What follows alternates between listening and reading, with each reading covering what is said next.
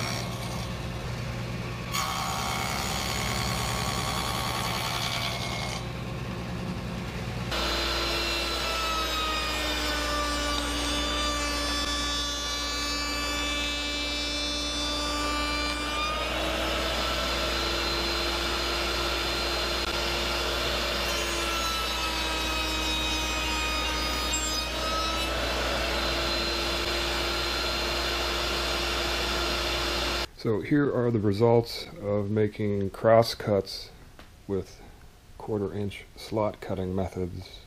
The first cut here is with the Infinity flat bottom groove cutter. This middle cut is with the $6 wobble dado, and the cut at the end is with the slot cutter router bit. All of these are 1/4 inch wide, 1/2 inch deep, and done in one pass. So nothing happened that was catastrophic or unexpected. I got various degrees of tear out here, and the tear out on the wobble dado was a lot worse than the expensive saw blade, which was expected. The end grain is definitely a lot more furry, and the router bit produced tear out that was similar to the wobble dado. But the big difference of the wobble dado is the flat bottom of the groove.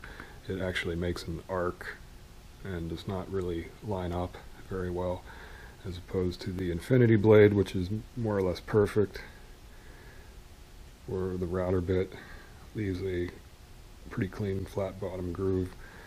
But the router bit definitely produces more tear out than the saw blade, and in the plywood the tear out on the router bit was actually worse than either saw blade. It really chewed up the veneer.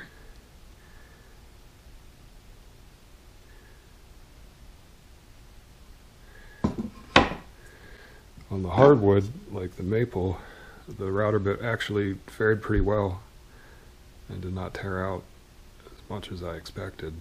But with the wobble dado, kind of exploded on the exit cut there. So I would not recommend the wobble dado on cutting very hard woods or plywood, or really any kind of wood that you care about. But I will note that the $6 wobble dado did cut more effectively with less effort than the expensive blade, and I would say that would be due mostly to the angle of the teeth. This is more of a scraping action, whereas this is a more aggressive cut, which then produces more tear out. But if you had a job where you needed to cut a groove and just hog out the material, and you didn't really care about what the surface quality was like, or if you had to sand it later on, then this actually would be a useful tool to have in the toolbox. So for $6, just to have that capability of making rough cuts fast, the wobble dado is not that bad, and you get the adjustability with the system it has. So I should probably test it to make wider cuts than 1/4 inch, just to see what the capability is.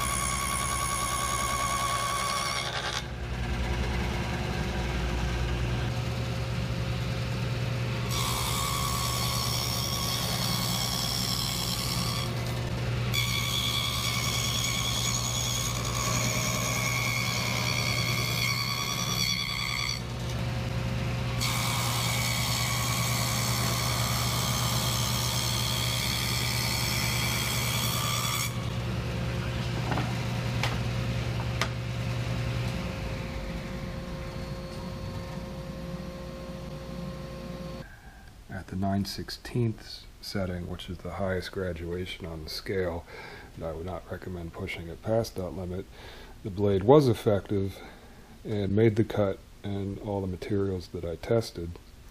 And you can see the arcing on the bottom. It's definitely not flat. but you can really see the difference in the sidewall cuts between the good blade, which is perfectly smooth, and the wobble Dado, which just tears at the wood.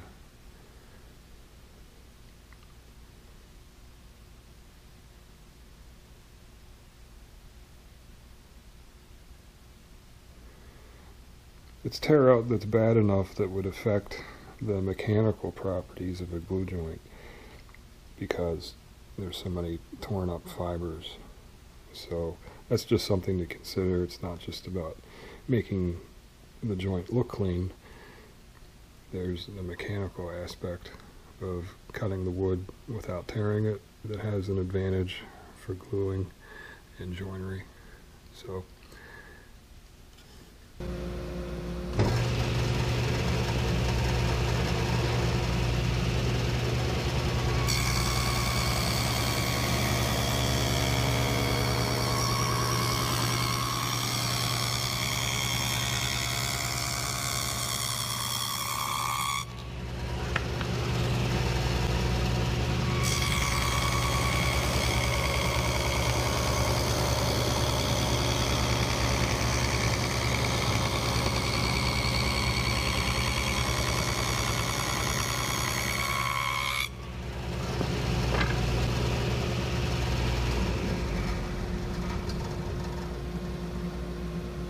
I did a couple of rip cuts in cherry and pine to see how the cut was during a rip operation, and it cut pretty clean.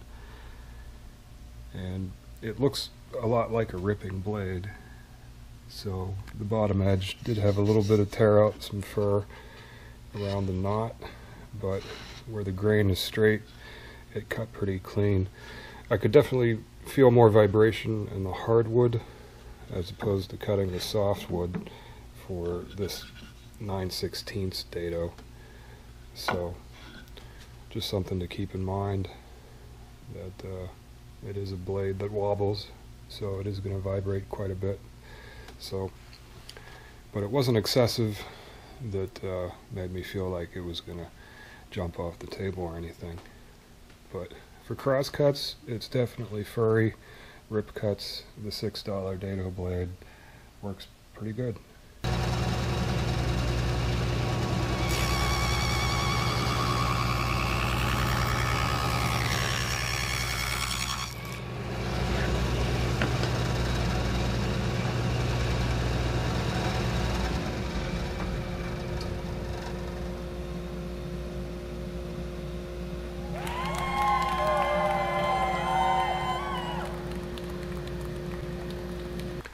So I think by far the most useful feature of this Dado blade, which definitely makes it worth the $6, is the capability to make adjustable grooves for the drawer bottoms.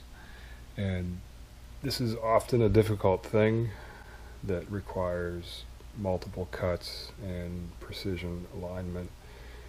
And if I have a saw blade that's just dedicated to the thickness of the 1/4 inch Luan, which does vary from time to time, but having just the right amount of play to get that to fit right, and having a dedicated saw blade which can do the rip cuts, which in this case it just looks fine. It's really no noticeable tear out. It's not as clean as a regular saw blade, but this isn't exactly joinery, it's just a loose fitting groove for a drawer bottom. So it doesn't have to be perfect, and this saw blade is really ideal. So I'm going to use it for this purpose and probably nothing else, but having the capability of adjustment between 3/16 and a 1/4 inch is, I think, the most useful thing about this. So I would recommend buying this $6 Dado blade just for doing drawer bottoms. That's what I'm going to use it for. So that's my final review of the $6 Dado blade. It does have limited capabilities, but it does work, and for this specific purpose of making drawer bottoms, I think it'll be worthwhile. So that's my video, and as always, buy my products. These are my best-selling low-profile cutting board feet. I have some new colors in this size coming soon. So if you like this video, comment, like, subscribe, and buy my products, cuttingboardfeet.com. And I'll see you in the next video.